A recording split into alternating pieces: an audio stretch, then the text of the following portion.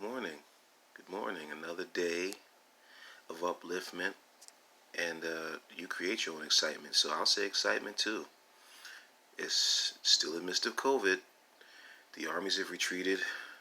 I guess that the looters were defeated, but they made their point, and we'll see whether the politicians squelch all of this positive energy or whether they take the mandate that the people are putting forth and try to actually make these cops accountable for the things that they do. I am doubtful. I think the movement from the streets is powerful. I think there are politicians that want to do it as well.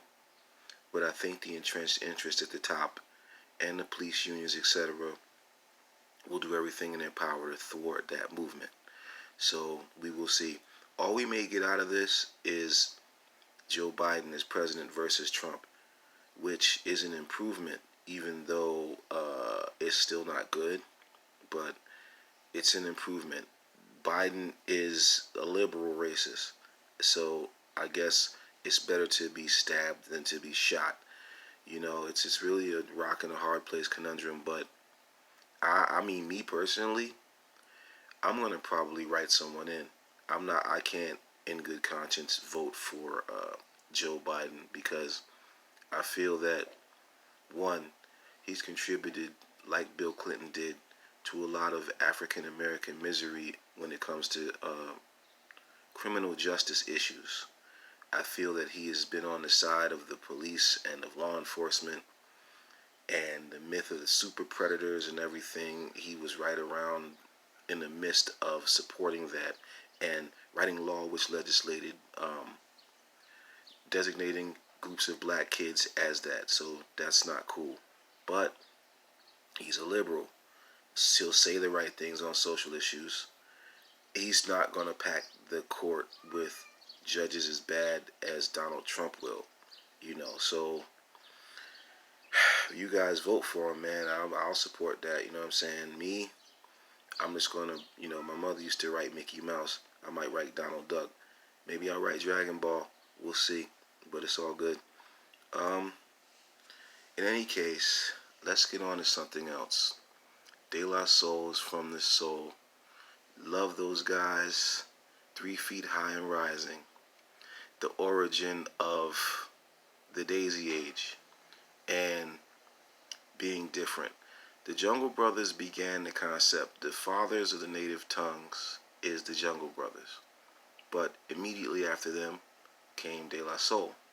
Jungle Brothers, De La Soul, Tribe Called Quest. The way I like to put it always is like this. The Jungle Brothers put the concept out there, and it was brilliant, of a group at the time when people were braggadocio, they were highly political, or they were highly gangster. They were very forceful in their approach and their point of view as far as one-sided point of views. Jungle Brothers came in the middle of the road in a sense. Like, listen, I'm from the hood, but I'm not a gangster. But I'm not soft either. I have knowledge of self, but I'm not going to beat you in the head with it. But I am going to talk about it. Their beats were it was 1988 beats, ultimate breaking beat samples that really sounded gritty and rugged and captured the era and were perfect sound beds for the Jungle Brothers' lyrical stylings. De La took the Jungle Brothers concept and took it as far as it could go experimentally, lyrically, and in terms of samples. Totally redefined hip-hop based on sampling. De La Soul's 3 Feet High and Rising, more responsible for expanding the palette of what hip-hoppers would sample back then than any album before it, because you had the Bomb Squad with Noise. That was impressive. That influenced people. That, look at Dr. Dre.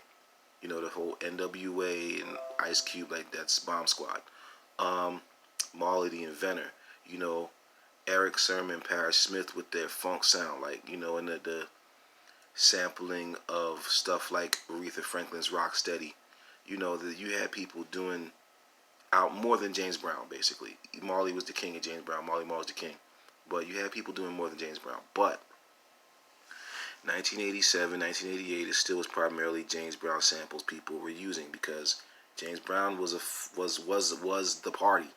You know, you took 4 bars of his music, it was already looped because that's what he did. Prince Paul getting with De La Soul was like, we don't got to do that. We're gonna take Steely Dan. Oh, Posdnuos and Trugoy and Maceo also, they wanted to use different sounds. Their parents listened to old soul music and obscure country records and jazz records, and they brought that to the table when they were sampling. So the first time I heard Steely Dan on a rap record was on 3 Feet High and Rising. Though they sampled Peg. You know, I think it's for I Know. Um, Change and Speak, soul music. Like they had the correct name. They were the first to sample soul music. And what I love about back then is it's 88. For those of you who know anything about producing, you can time stretch things probably since the late 90s where you take a sound, it'll be a certain pitch. You want to change, basically you want to keep the thing in key but change the pitch to something slow but keep the key of the melody the same. Time stretching allows you to do that. I'm sorry. Before time stretching, you had to slow everything down. That was why plug tuning was mind blowing. That's the classic approach to hip hopping, what we used to call hip hopping, fast music.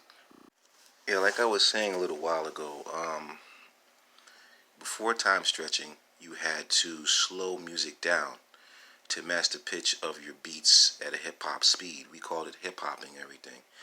That was what made us feel like we were really doing something that was our own genre. Anything that you put over a hip hop beat became hip hop. If it was disco, you slowed it down, it became hip hop. If it was fast soul music, you slowed it down, hip hop, R&B, hip hop. Anything that you had added to the boom bap beat, the boom bap beat overtook it and it became that.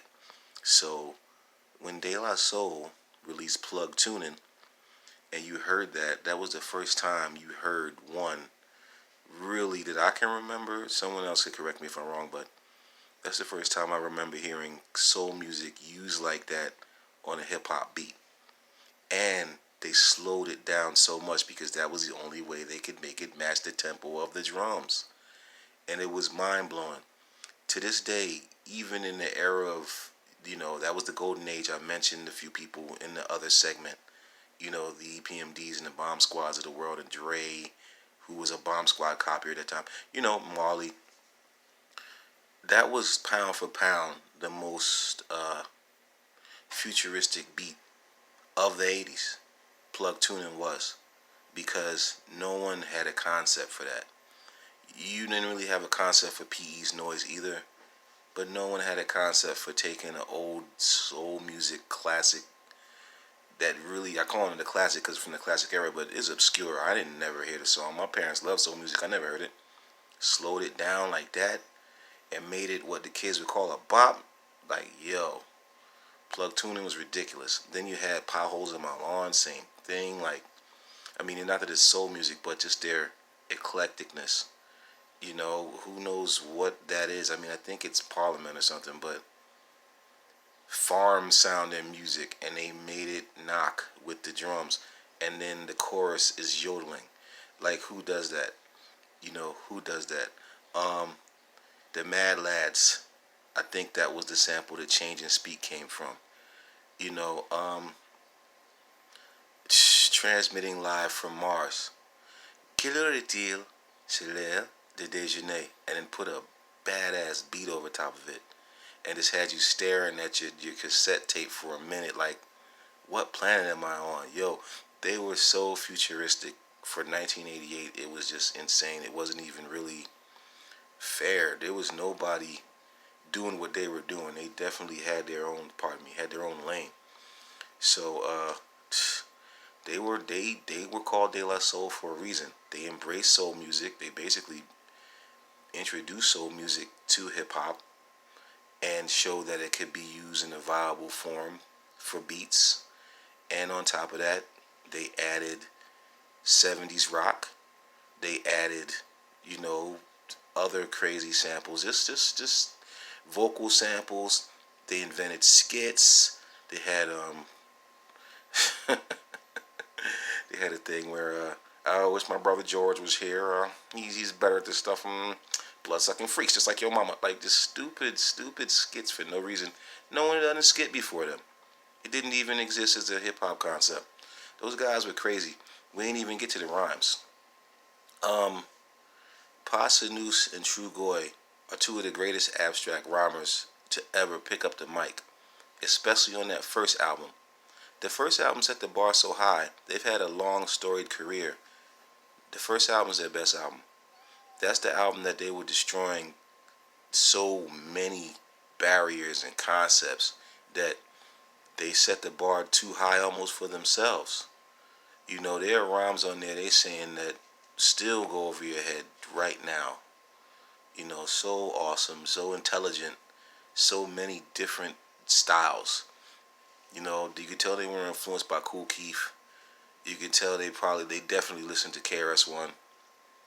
And then there was just some shit they were doing that, yo, these dudes are just crazy. And crazy meant, wow, they're mind blowing. So, you know, I love their second album. I love their third album. You know, I love, what is it? Damn. De La Soul is Dead was the second album. I think Balloon Mind State was the third. They're classics too. But 3 Feet Higher Rising has a special place in my heart.